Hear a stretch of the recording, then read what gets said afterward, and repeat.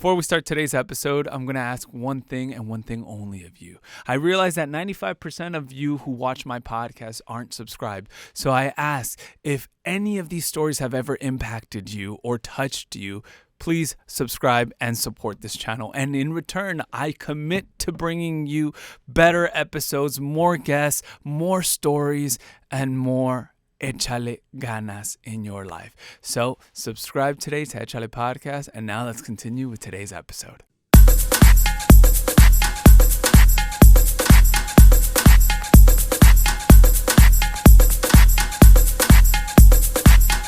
Bienvenidos a otro capítulo de Echale Podcast. Mi nombre es Jose Quintero. I always do my introductions in Spanish just because I'm so used to it. But you have no idea how excited I am to have this next guest on the show. Actor, Latino, superhero, first Latino superhero. Now he's doing Smurfs July 18th. Xolo, hey. How are you, my brother? Hey, thank you. Only blue characters for me. Exactly. I was literally going to say that. I'm so happy to be here. Thank you so much. I'm loving. I've always loved getting to come through to this radio station, and haven't been blessed with getting to come through here. So I was gonna say, like, finally make this happen. Exactly. Thank you so much, because I mean, just for background, a lot of people don't really know that your mom started in radio, right? Dude, my mama started in radio.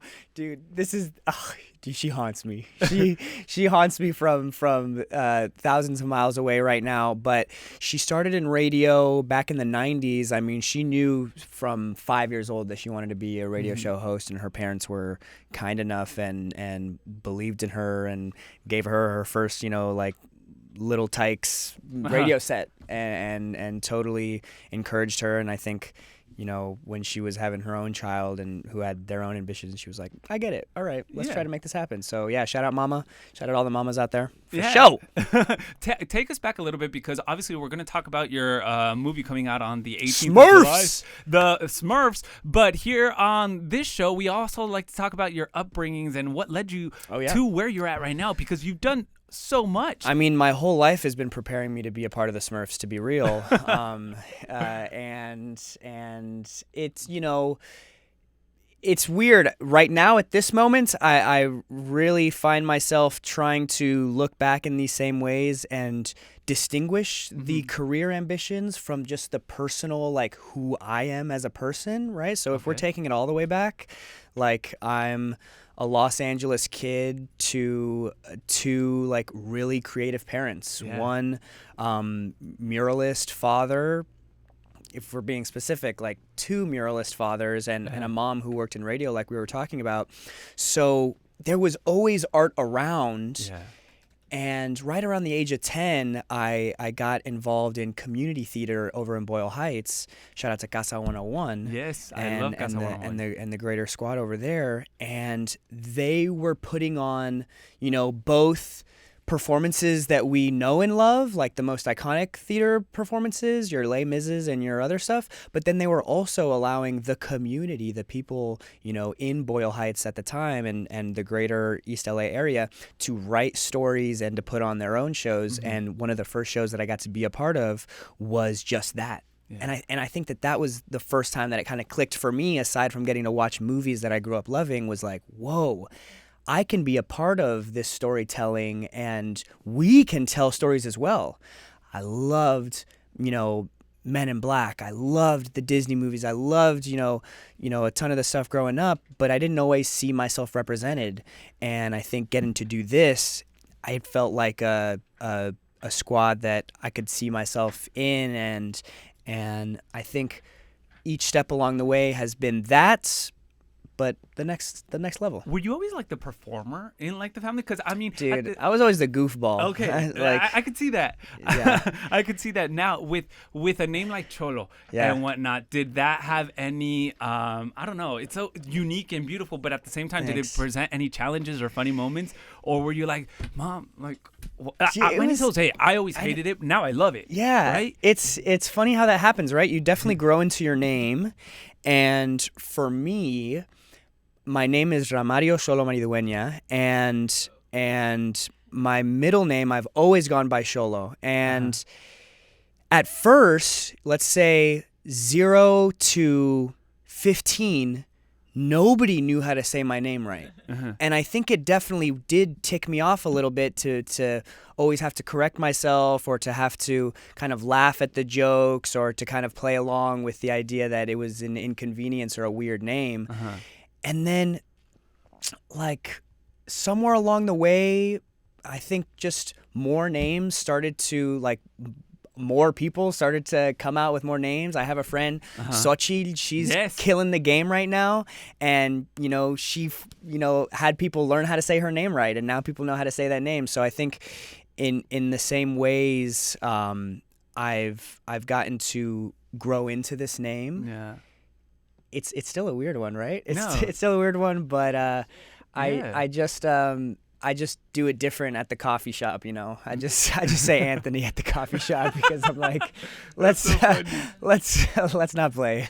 So I love your journey into you know, where you're at right now, because Thank you, bro. I think when I first started seeing you was definitely on Kobra Kai. Hey! And that's when we all started to fall in love with, like, Miguel and whatnot, and that has obviously propelled you and continues to where you are now. How was the whole process for Kobra Kai, and now that you've seen it come to its end? Right? I mean, it's like your childhood dog dying. Yeah. That's what it's like. Like, so many years. How will I ever replace you? It was a 7-year-long journey. Yeah. I started when I was 16 years old. I auditioned when I was 15. I've seen those flew out audition tapes. Dude, I mean, the fact that stuff is documented for everyone to see, someone has to get punished for that.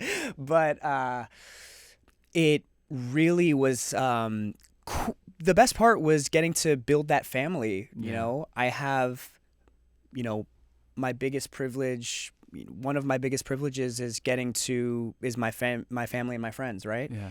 And in a work environment at 16, right? In a work environment, you're kind of thrust into a situation where there's 150 people who determine, you know, how your day goes and stuff like that. And with Kobra Kai, I was so blessed that every single person was outstanding, and we got to work with them for 7 years, and it really felt like it was the high school and college years. And now that it's over, it feels like we're all heading off into our different lives now, and like some of them are getting married. I saw that. Some of them are like it is that was spicy, bro. That was some drama. There's some drama, the best type of drama. Yeah. And now I can't wait to work with them again on other stuff. Yeah, and get to continue and see how our lives grow outside We're of this. talking with Xolo right now. He has the Smurfs coming out on July 18th. We're going to continue to talk about how he landed his role in the Smurfs, how he loves doing animation, because we've clearly also heard you on Invincible, another one of my favorite shows. Heck? Like, what? Nobody knows that he's the twins. What? That's what they're saying. Also, but one of the moments that I really appreciated you sharing was how vulnerable as a young man you were when you heard the news that you became Blue Beetle. What did I say? Oh. You know, When you say vulnerable, do you mean cry? Yeah, you cried. Yeah, no. That was definitely one of the most, again, another moment that I'm like, how did they capture this on camera? This is crazy.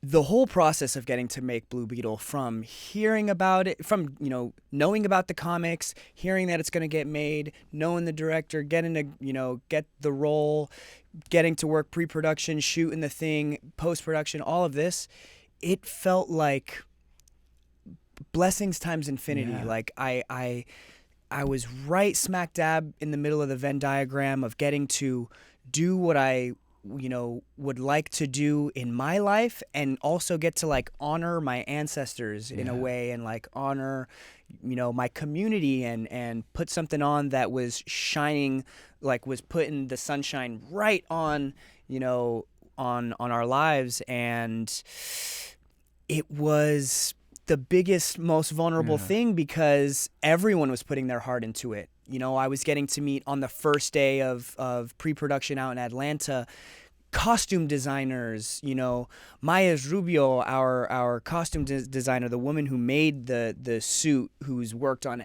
all of your favorite Marvel and DC stuff, was like, I was so excited to sign up for this movie because I'm Latina and I wanted to, put my love into this. And in that way, it felt a lot like a kitchen in that way. And when you're making dishes for people, it's one of the most vulnerable places that you can be. And getting to see how it was received, I was so grateful that folk like yourself were also shining the light and spreading the love. I mean, it was the first time, aside from, we'll talk about the cameo with El Chapulín Colorado, right at the end. I was like, wow, it's a Latino superhero, the first live action DC Latino superhero, and it's played by Xolo, which obviously we've already seen you in Kobra Kai and other stuff prior. So we were all rooting for you and all very proud because we were seeing representation in all aspects, cast, crew, and even, in front of and behind the camera. Yeah. So that was amazing. And then what would you say to young Latino men out there who probably want to go into acting, who see you as an inspiration?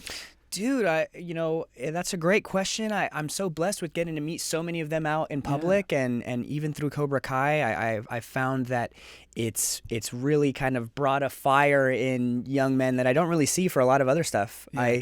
I've gotten to work on projects where tons of young women are fans of stuff, fans of Twilight, fans of, Drake and Josh, fans of everything. And Kobra Kai specifically is one that does tap into this younger male demographic that I'm so blessed with kind of getting to, be in close proximity with. And what I would say for anyone who wants to be an actor, for anyone who wants to be anything,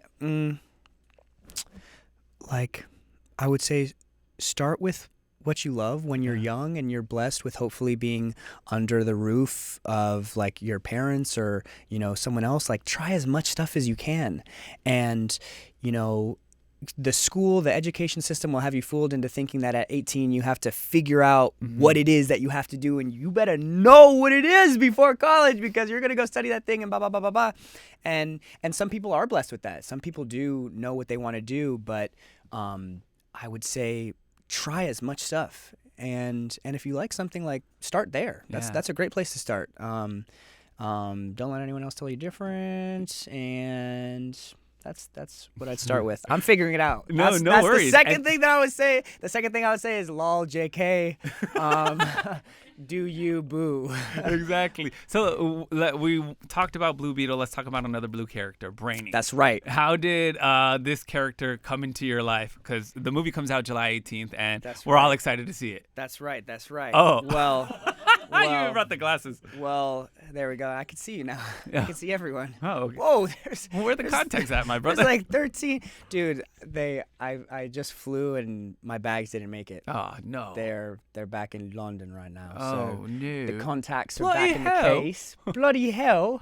I said, that's bollocks. That's what I said. So I got the glasses, but it's perfect because, Brainy's one distinguishing quality, aside from his brain, that you can't see. They don't actually reveal in the movie. Yeah. But what drew you to this project? Besides your manager telling you, hey, what's up? Are you down? Besides Brandon Guzman. Aside from being someone who has continued to watch animation, it's not something that was just I left in childhood. No, I found animation that at every age kind of suited my interests, and also getting to really work now for over a decade in getting to make, TV shows, plays, movies, all of this different stuff. I have a really great appreciation for the opportunity to quite possibly be the first thing that a child has seen ever. That's awesome. There is a real responsibility and a blessing that comes with getting to do projects geared towards youth and towards kids.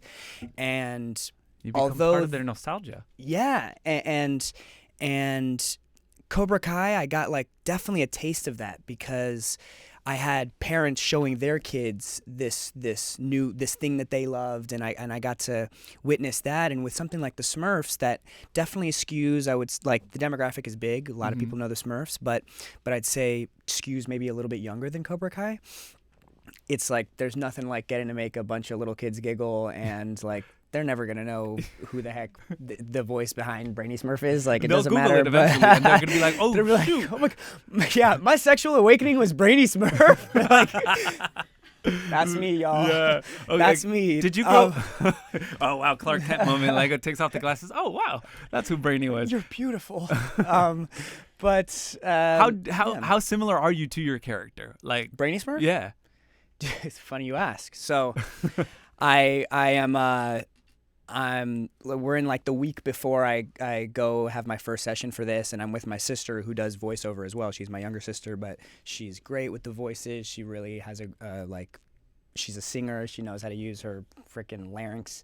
And Lucky. I was right. So I was trying to, we were sitting down on the couch and I was like, so what do you think, Brainy? Like, I got to do a different voice. He's kind of, he's different. And we were going through all these voices. I get there on the first day and do this kind of funny, brainy voice. And they're like, we kind of just wanted you to do your voice. Oh, like, really great. I was like, what? Wait, so are you implying that my voice is brainy enough? Like, this is... So I suppose besides the voice, I don't think I have much in common with Brainy. That man is, you're gonna watch in the movie. We just watched it yesterday. And I was like, whoa, this is my best work. I totally blend into the role. They're never gonna know it's me. I love this. It's definitely a departure from Kobra Kai. Yeah. He's nerdy in a different way. Yeah, and obviously, did you grow up with the Smurfs? Like, did you ever see the Smurfs when you were younger? In comics, Yeah. and like, I never heard their voices. I remember they brought him back in like 2011 or something like this with Neil Patrick Harris, but I had always seen them in comics and in pictures, but it wasn't until this movie that I got to hear what some of the Smurfs might sound like, and I mean, they're legends. It's basically like it's like blue peanuts, Literally. It's like So we know that some of the soundtrack includes Rihanna, Cardi B. Some of them. Yeah, a lot of she's them. all over that thing. But if Brainy had a soundtrack, what would it be? If Brainy had a soundtrack, E40 would be on there. Like Busta would be on there. We definitely have some like Kamasi Washington. He feels Thundercat. Who do you think? Oh, I don't know. Like Weird Al or something? Weird Al Yankovic. Oh, that would be great. But that would be funny. He has a Christmas album or something. He right? really does. Well, look, before you go, I definitely have to ask because you're really good friends with Iñaki Godoy. Hey, We all that's my boy. love Iñaki Godoy playing the King of the Pirates. Luffy. So are we going to see you Luffy, as Ace? the King of the Pirates. Not once, blink once if we're going to see what for you wanted Ace. to end That's on. literally what I wanted to ask. Come on. Dude, I'm so happy for Iñaki. The dude is like really wears the straw hat well and leads the team over there on One Piece well. I'm waiting to see what happens. Like I'll be watching the second season along with the rest of y'all. But it would be.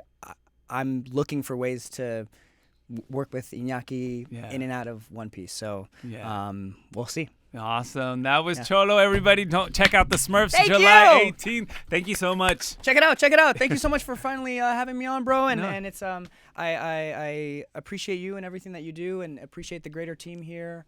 Thank you for all that y'all do, and please have me back whenever. Yes, que vivan los latinos. Hey. Let's get it.